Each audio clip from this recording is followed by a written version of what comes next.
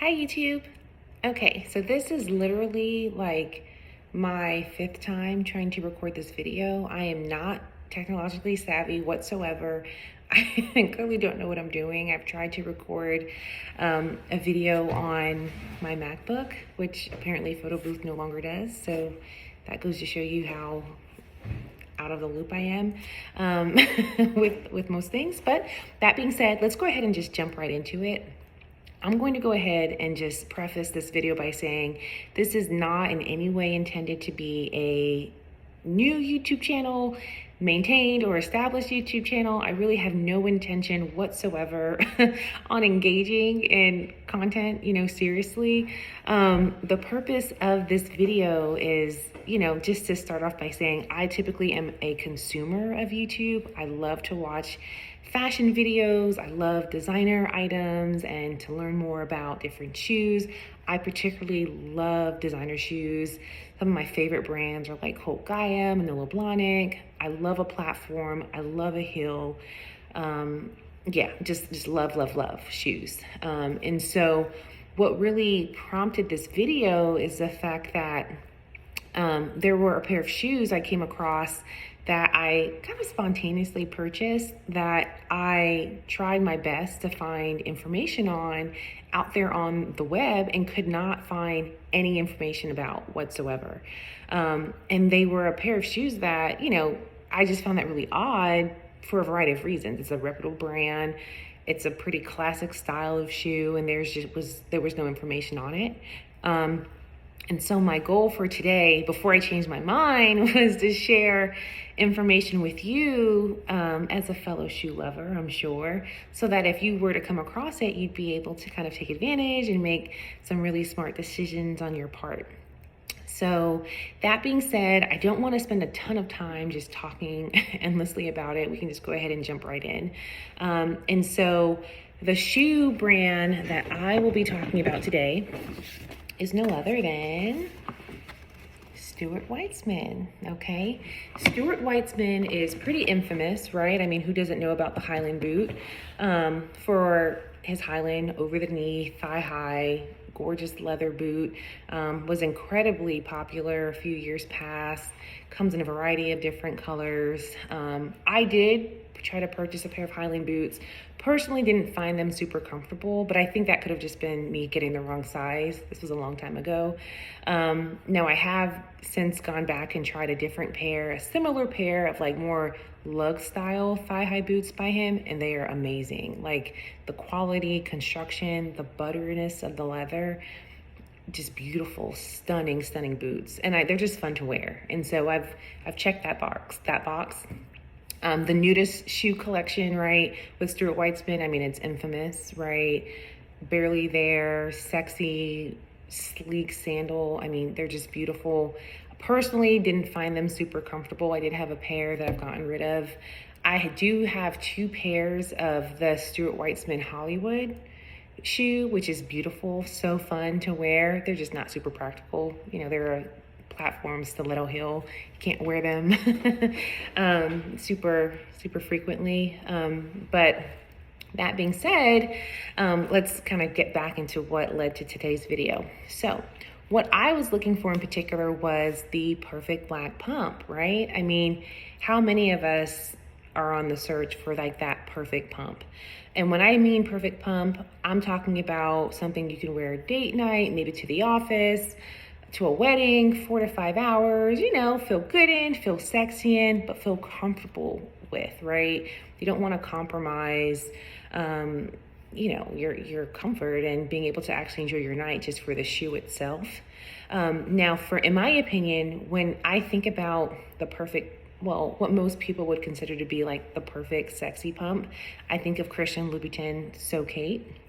Now that shoe is notorious for being like straight out the box uncomfortable, right? Like you put it on your foot and your foot immediately rejects it. I purchased this So Kate about a year or so ago, put it on. I mean, it was a beautiful shoe. I mean, the slope of the shoe was quite steep, so it was pretty uncomfortable. And it was just one of those things where I put it on and I immediately was like, it's just not worth it. Like I just don't care enough to do this. Like, Why? I package them up and send them right back. I just didn't have that affinity towards them. And so after that, continue to look for different shoe styles. I have a pair of Manolo Blahnik Hungisi, which are just like amazing shoes, so well constructed. I mean, who doesn't know SJP, right? We all know SJP with the Hungisi, right? Like the beautiful blue shoe from Big in the closet, like obviously. I do have a pair of the 115s for the Manolo Blahnik Hungisi. Personally, I love a nice tall heel, and so I have always gravitated towards the 115 Hungisi. I think the lower heels are like 105, which are fine. You're going to find those the majority of places that you look, but I have a natural affinity towards a higher heel, which is incredibly hard to find. I was able to snag a pair of 115 Hungisis, which are actually my favorite shoes that I own. I feel like a princess when I wear them. They are beautiful, but they're a shimmery, they're beautiful. They're like a shimmery, silverish, goldish sort of color. They're just not as versatile, so I can't wear them with everything, but they're perfect. They're such a beautiful shoe, but they're 115 and really hard to find. I did try the Manolo Blahnik BB pump, which I think is more of a classic pump. It was okay. Wasn't like blown away by it. Put it on, walked around the house, sent it back, just didn't really like scratch that itch in terms of what I was looking for. When you look up like other styles of just like a classic black pump, Gianvito Rossi, the 105 pumps come up quite a bit. From what I can gather, the suede pumps from the Gianvito Rossi 105 are they seem to be like the highest rated from like a comfort standpoint. And I think that's just the material of the shoe, it having more give to it, which makes a lot of sense. I did actually purchase a pair of Gianvito Rossi Napa leather black 105s. I've had them for several months. They're a beautiful shoe. I put them on and walked around the house and told myself I would wear them to a wedding, which I went to and didn't wear and went with my Hungisis instead. I just didn't gravitate towards them, and they've been sitting there brand new in the closet, and they retail for about $700. I'll probably get rid of them, but I mean, that just sort of speaks to the fact that it's really hard to find a shoe that actually captures what we're looking for and translates in a way that we wear and is functional and works for us. And so that kind of speaks to the Gianvito Rossi ones. There are a lot of other different shoes out there that I think you could always look for, a lot of different brands.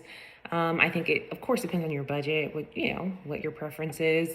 But personally, for me, I like designer shoes. I like a good heel. I want a nice tall heel. And I want them well made, And so that brings us to the shoe. So back again, we're going to talk about Stuart Weitzman. Very, very well known.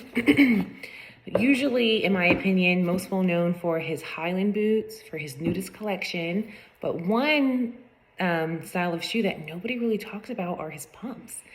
I did a ton of neurotic research on Google, Pinterest, YouTube, you name it, blogs, whatever. There's no information out there about his shoes, like his pumps, which I found really odd and bizarre. Now, what prompted me to even look into his pumps to begin with was a promotion, as is the case for most of us when we're at home, right?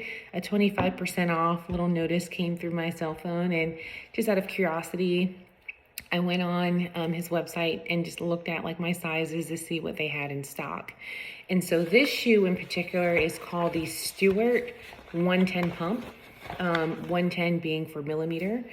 Now, keep in mind that the majority of pumps that you find online are going to be like 105 millimeter.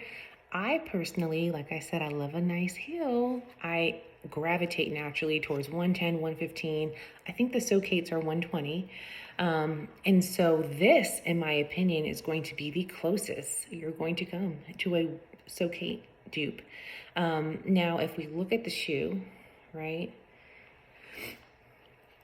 this is an absolutely stunning shoe, all right? And, I don't want to be hyperbolic, but, it's just a well-constructed shoe. It's simple. You get the 110 millimeter sleek stiletto heel.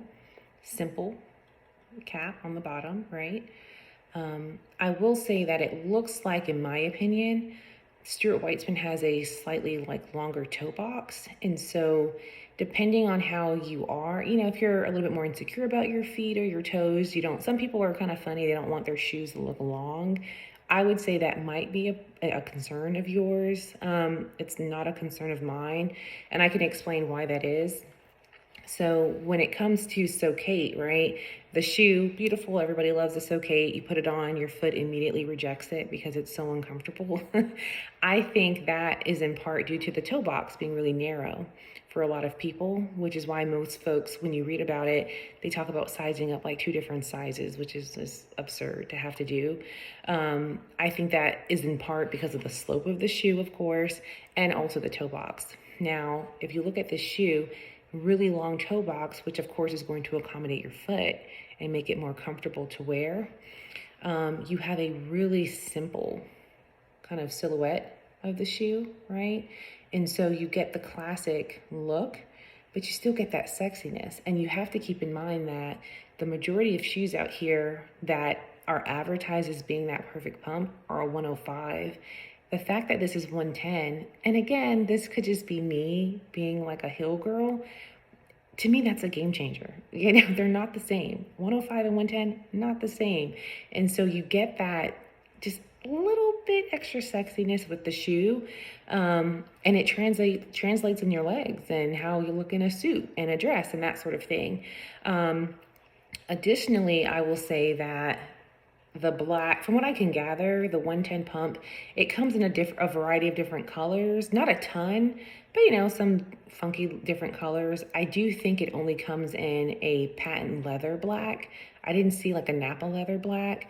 I'm fine with that. In my opinion, the black patent leather kind of elevates the outfit a little bit more, makes it a little bit funner to wear, you know, going to a wedding, even to work or an event, something that, you know, you may just want to feel a little bit more special at. I think it does a really phenomenal job helping you to meet that goal. From a care standpoint, I think that black patent leather is typically pretty easy to maintain. Of course, you have to be cognizant. You can't go running in a football field with it. But I mean, relatively, you scuff a black patent leather shoe. I mean, it's black patent leather. It's been around long enough. I'm sure you can find a cobbler to fix it. And like compare it to your Manolo Blahnik Hungisi satin shoes that if you get that messed up in a day, I mean, you're screwed, and it's $1,300 for that shoe. And so, yeah, I mean, I think it's just a no-brainer. And then in terms of just the shoe in general, Stuart Weitzman is well vetted, right? Well made. Their customer service is phenomenal. They have a really wide sizing range. And so, you know, depending on how you like your shoes to fit, in my opinion, Stuart Weitzman runs true to size. I think if nothing else, maybe even a little bit bigger. Patent leather, from what I can gather, historically runs a little bit smaller, so it might be a good idea to go up half a size if you'd like. But again, it's how you like your shoes to fit. He has a wide he's a wide sizing range, and so it's up to you, right? And you can exchange it if you need be. But that's really it for today. I just really, really wanted to make this video because I feel quite strongly, I'm going to go out on a limb and say this is going to be the closest you're going to come to a So Kate dupe, okay? That's practical, okay, beautiful, and that actually translates to something you can wear and feel amazing in.